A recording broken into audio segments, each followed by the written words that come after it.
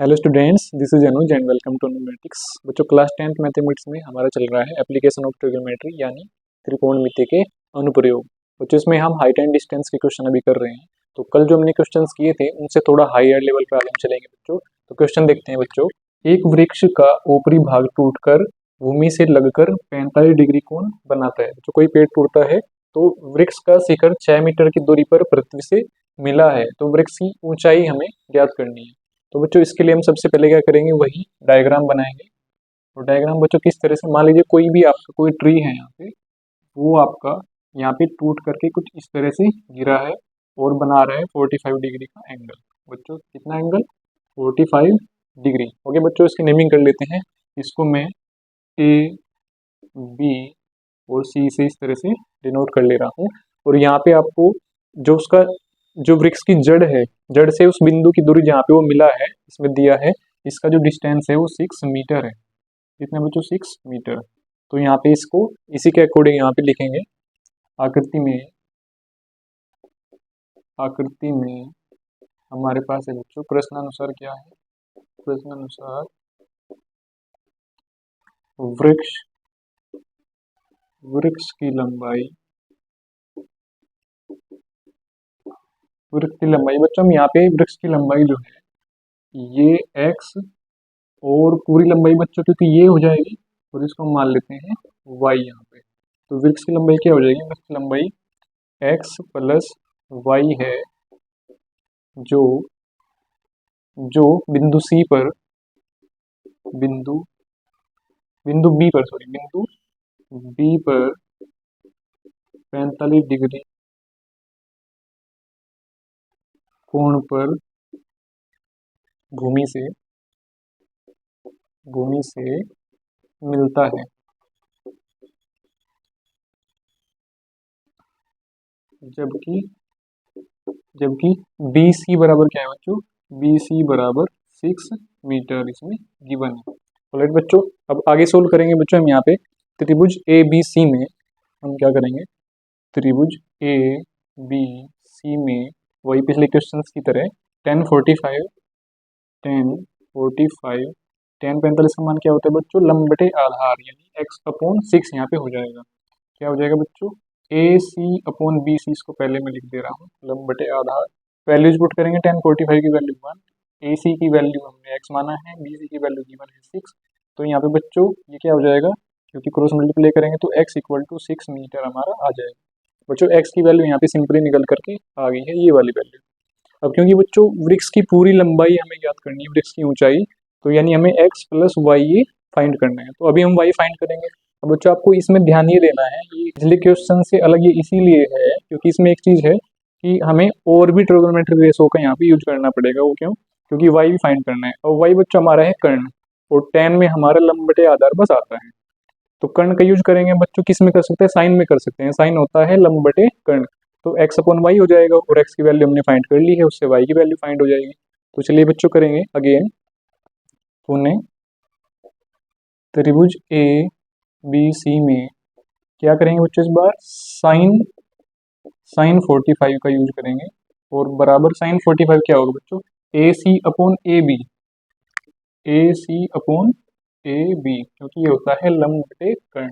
तो AC upon AB का मान क्या है? x अपॉन वाई यहाँ पे, और साइन 45 का मान होता है 1 upon square root 2 x upon y, यहाँ पे AC अपॉन AP का मान हो गया।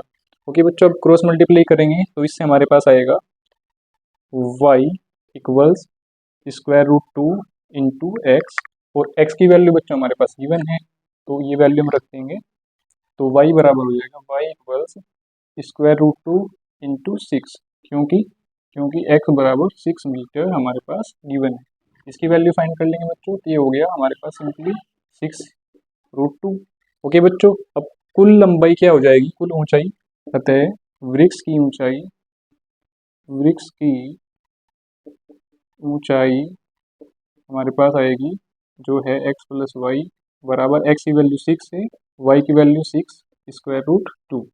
यहाँ से बच्चों 6 को हम ले लेंगे तो ये हो जाएगा हमारे पास 1 प्लस स्क्वायर रूट 2, और इसमें बच्चों स्क्वायर रूट 2 का मान हम रख सकते हैं 1 प्लस, इसकी वैल्यू होती है 1.5 1.41 इतना बच्चों यहाँ पे हम वैल्यू पुट कर लेंगे, हो जाएगा 6 इंटू 2.41, जिससे बच्चों हमारे पास आ जाएगा लगभग में, ये आएगा बच्चों 64.41, कितना बच्चों आ जाएगा मीटर। ये हो जाएगा बच्चों हमारा फाइनली आंसर। तो बच्चों इस तरह से हमारा सवाल ये आसानी से हो जाता है। बस आपको यही ध्यान रखना है कि किस सवाल में आपको कौन सा रेशो यहाँ पे यूज करना है। ओके बच्चों, आई होप आपको अच्छे समझ आया हो। चलते हैं नेक्स्ट क्वेश्चन पे। नेक्स्ट क्वेश्चन बच्चों हमारे पास है कि एक नदी के पुल के किसी बिंदु से नदी के सम्मुख किनारों के अवनमन कोण क्रम से 30 डिग्री व 45 डिग्री दिया है बच्चों। यदि पुल जो है वो किनारों से 3 मीटर की ऊंचाई पर हो तो हमें नदी की चौड़ाई ज्ञात करनी है। ठीक है बच्चों, चलिए इसी तरह से इसको किया जाएगा सॉल्यूशन। बच्चों सबसे पहले हम इसके लिए भी क्या बना लेते हैं, डायग्राम बनाते हैं। सबसे पहले बच्चों कोई पुल है, एनी ब्रिज हेयर, तो जिसका कोई बिंदु हमें यहाँ पे लेना है। मान लीजिए ये बिंदु है जिससे कह रहे हैं कि नदी के किनारों के जो कोण है रेस्पेक्टिवली में 30 डिग्री और 45 डिग्री यहाँ पे दिए हैं। मान लीजिए एक किनारा इधर है जो 30 डिग्री पे यहाँ पे बनता है, और एक किनारा इधर है कोई जो 45 डिग्री पे यहाँ पे बनता है, और ये बच्चों हो जाएगी किनारों से पुल की ऊंचाई। राइट बच्चों, यानी ये एंगल 30 डिग्री और ये एंगल 45 डिग्री यहाँ पे इन दोनों किनारों का बन रहा है। तो ये जो है हमारे पास ये नदी की चौड़ाई होगी बच्चों, जिसकी वैल्यू हमें फाइंड करनी है। राइट बच्चों, मान लीजिए एक्स है यहाँ पे, तो अब इसको हम बच्चों नेमिंग कर लेते हैं पहले। मान लीजिए अगर ये ए है, ए बी सी और ये हो जाएगा डी, इस तरह से बच्चों हमारा ये हो गया। ठीक है बच्चों, चलिए करते हैं आकृति में पुल के बिंदु ए से नदी के किनारों पर कोण क्रम से 30 डिग्री व 45 डिग्री बिंदु बी व डी पर बने हैं बच्चों। क्रम से हमने लिख दिया है, यानी कि 30 डिग्री बिंदु बी पर और 45 डिग्री बिंदु डी पर यहाँ पे बना है। तथा नदी से पुल की ऊंचाई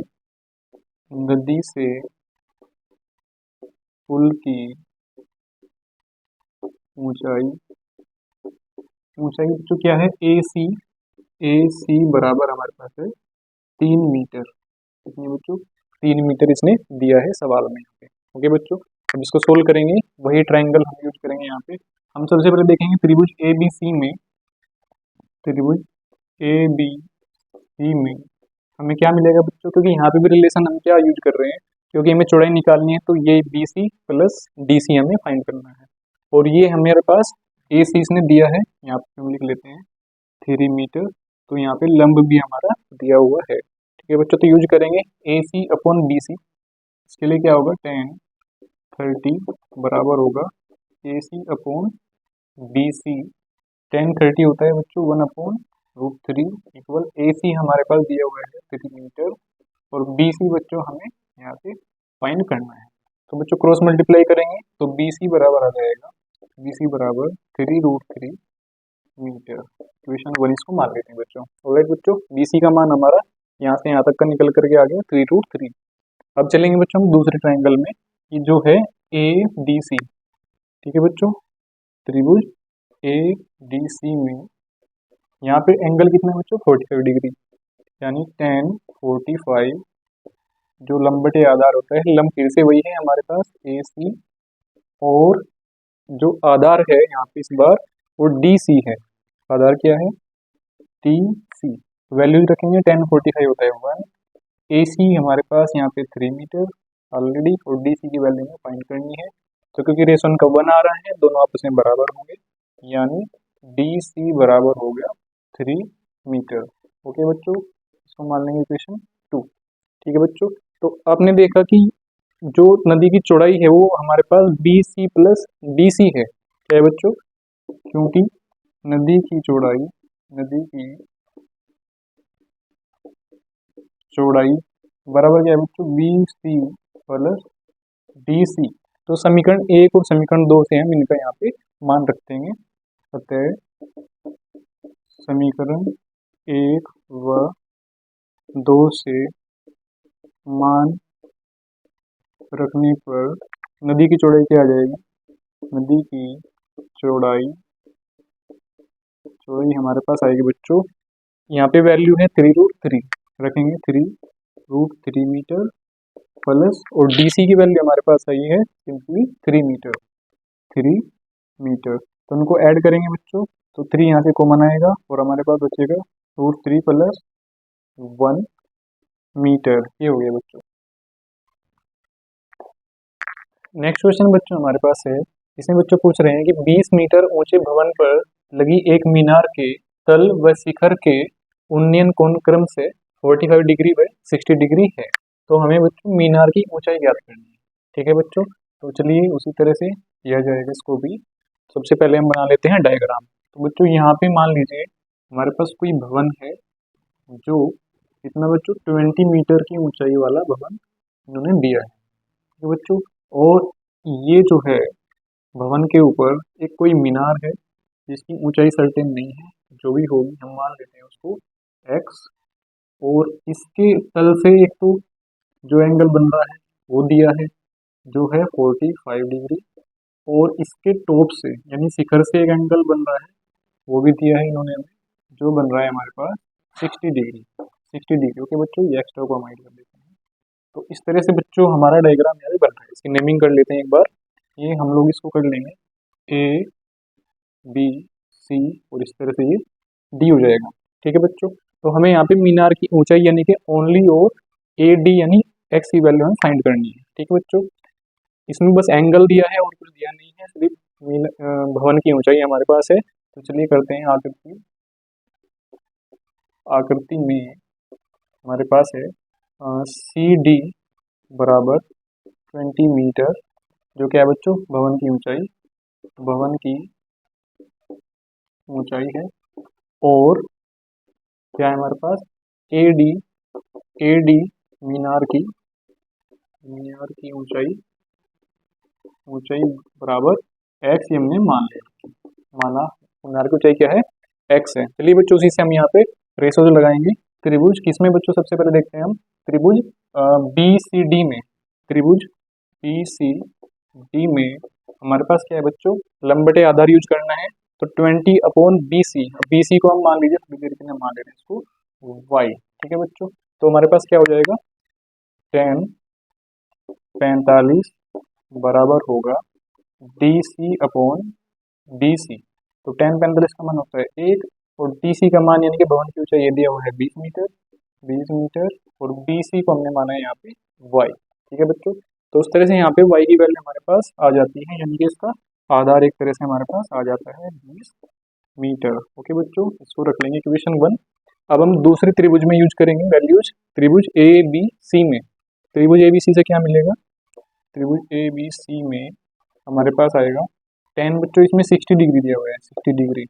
तो लंब बटे आधार, अब यहाँ पे लंब हो गया हमारे पास ए सी जो है x प्लस 20, पहले लिखेंगे ए सी अपॉन आधार इसका भी है बी सी, तो tan 60 हो जाता है √3 बराबर ए सी हमारे पास है x प्लस 20 बच्चों, x प्लस 20, तो लिखेंगे x प्लस 20, और अपॉन बी सी की वैल्यू हमने अभी निकाली है बच्चों यहाँ पे 20 मीटर। ठीक है बच्चों, इसको सोल्व कर लेंगे, यहाँ से हम x की वैल्यू फाइंड कर सकते हैं जो हमें डायरेक्टली निकालनी है। ये मल्टीप्लाई करेंगे इधर आएगा 20√3 इक्वल्स हो गया x प्लस 20, तो x की वैल्यू फाइंड करेंगे तो ये हो जाएगा बच्चों, क्योंकि 20 इधर जाएगा 20√3 माइनस 20, और 20 इसमें से कॉमन लेंगे तो हमारे पास बचेगा 20 इंटू √3 माइनस 1। ये बच्चों यहाँ पे वैल्यू हमारी आ जाती है।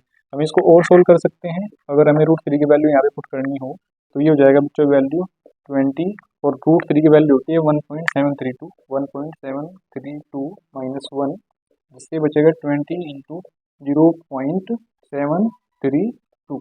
यहाँ तक बच्चों रख लेते हैं।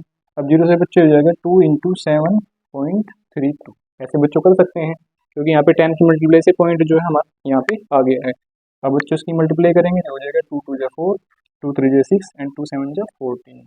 तो 14.64 मीटर हमारा लगभग इसका आंसर बच्चों आता है। यानी मीनार की ऊंचाई हमारी बच्चों कितनी आ गई, x बराबर 14.64 हमारी आ जाती है। ओके बच्चों, आई होप आपको अच्छे से समझ आया होगा। बहुत आसान तरीके, सिंपल लैंग्वेज आपको समझाने की कोशिश करी है। ठीक है बच्चों, बस सारे हाइट एंड डिस्टेंस के क्वेश्चन आप इसी तरह से कर लेंगे। ओके बच्चों, ये भी आपका बोर्ड एग्जाम में ये वाला क्वेश्चन आपका 2018 में आया था, और पिछले जो भी क्वेश्चन कराए हैं वो सारे के सारे सिलेक्टेड क्वेश्चन ही कराए हैं बोर्ड एग्जाम में आए हुए क्वेश्चन से। ओके बच्चों, इस तरह से चलिए आपका हाइट एंड डिस्टेंस पूरा होता है। अब हम नेक्स्ट वीडियो में मिलेंगे नए टॉपिक नए चैप्टर के साथ। ओके बच्चों, best of luck, enjoy yourself.